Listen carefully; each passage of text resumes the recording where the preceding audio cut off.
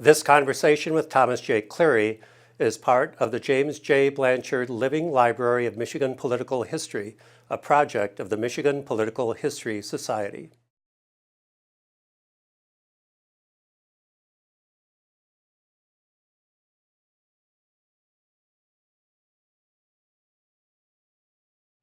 Hi, I'm Larry Lee. I'm retired Vice President of Gongwer News Service. Today, we're here to talk with Thomas Cleary, who was a political history important figure in Michigan because he founded the first multi-client lobbying firm in Michigan Legislative Consultants. Before that, he was deputy to the last elected treasurer of the state of Michigan under the prior constitution, and in that role, one of the few people still around who served under a prior constitution. So his story, though, begins in the Upper Peninsula, where he was raised and where his father introduced him to politics. So let's start there. Tom, let's talk about what your life was like up there with your father and learning politics. Well, thank you, Larry. The main point I need to make is starting out, I have to talk about my father because we were a political family in that my dad was county Democratic chairman from 1929 until he died in 1953 on Mackinac Island. And as county Democratic chairman in the 30s and in the 40s, the UP was very Democratic. Our 15 counties had chairmen that were all mostly of Irish descent, okay?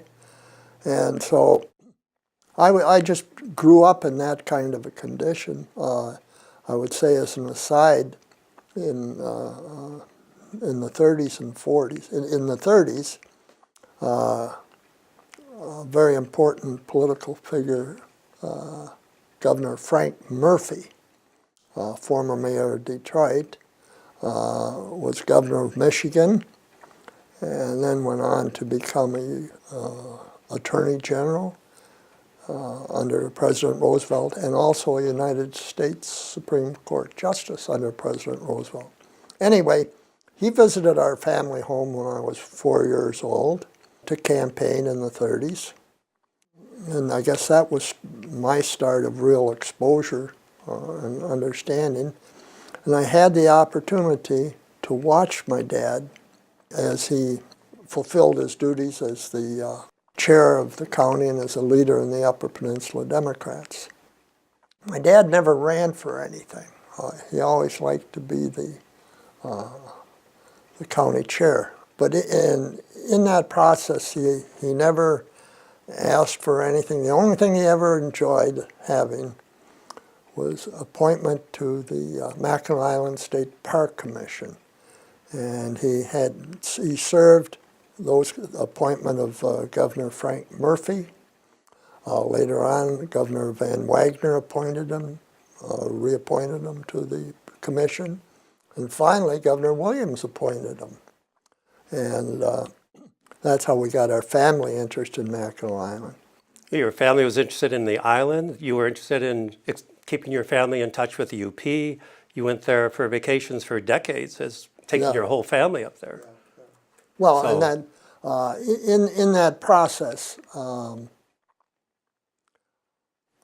became interested in government. I really did, and in politics. And how was it that at 4, the visit from Governor Murphy attracted your interest that you can remember this now? No, it's all family stories? A review of history. Okay. Obviously, I had no concept of what was going on at the age of 4. Right.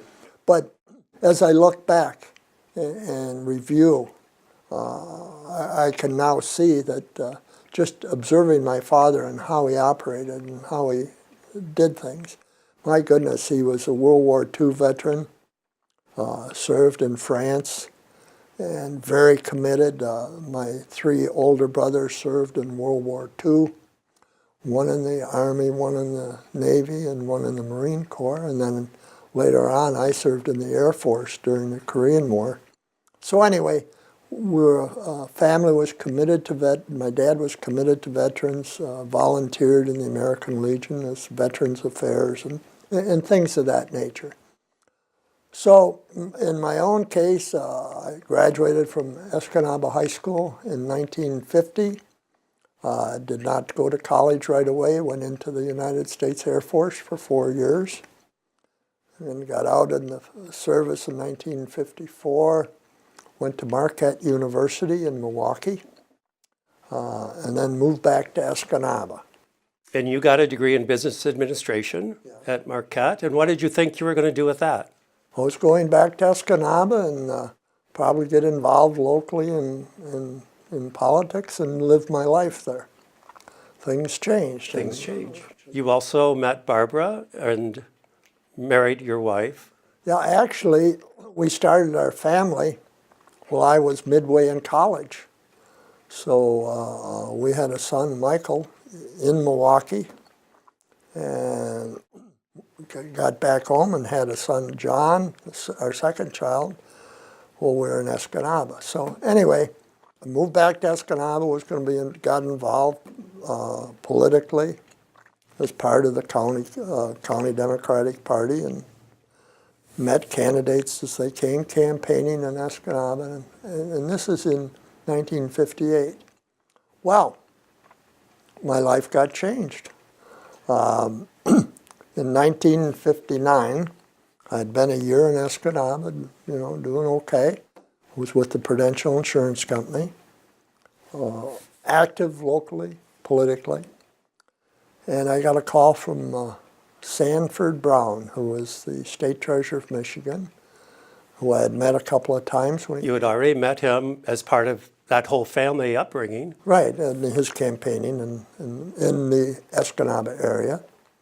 So anyway, he called and he said, "Tom, I'd like you to think about being my deputy in the deputy state treasurer." I thought, whoa, that's interesting. So anyway, went over to Drummond Island, had an interview. He had a summer cottage there. And lo and behold, I accepted the appointment as deputy state treasurer. This is in June of 1959. So moved the family and down to Lansing. Down to Lansing. And, it was an interesting period in my life. And I had the opportunity to learn more about state government and more about the state political process. In the 6 years I was deputy in the state treasurer to the last elected state treasurer. The state treasurer, of course, is part of a governor's cabinet. Correct. And I served 2 years, the last term of Governor Williams, Governor Swainson's 1 2-year term, and then Governor Romney. And by that time of Governor Romney, those last 2 years as deputy and the treasurer, was really during a period of the implementation of the 1963 Constitution. Hugely important period of Michigan political history. Right. And a huge, important part of my life. Of your life. Yeah, because for all intents and purposes, the voters kicked me out. And so let me explain why that happened or how it happened. Up until the 1963 Constitution, we had an elected state treasurer, nominated by political party. And the 63 Constitution changed that. And the state treasurer's job became appointed by the governor. Well, Governor Romney was a Republican. Sandy Brown was a Democrat. I was a Democrat. And it was time for this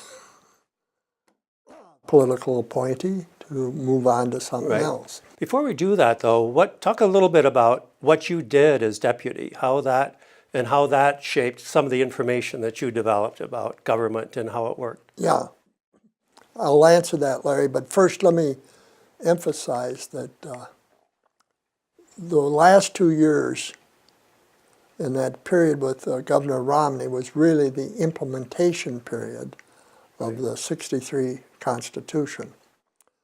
But having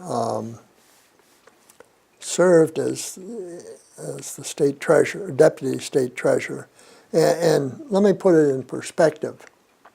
Prior to the '63 Constitution, the state treasurer's job was to collect the money and pay the bills. Okay, and there was 128 agencies that reported to the governor. Okay, and we had about, I'd say, 100 employees. By comparison, the 128 in the new Constitution gets shrunk down to 21 just 20. Yeah, right. And we didn't have to deal with enforcement or anything like that. Just collect the money, deposit it in the bank, and pay the bills, and keep track of it that way.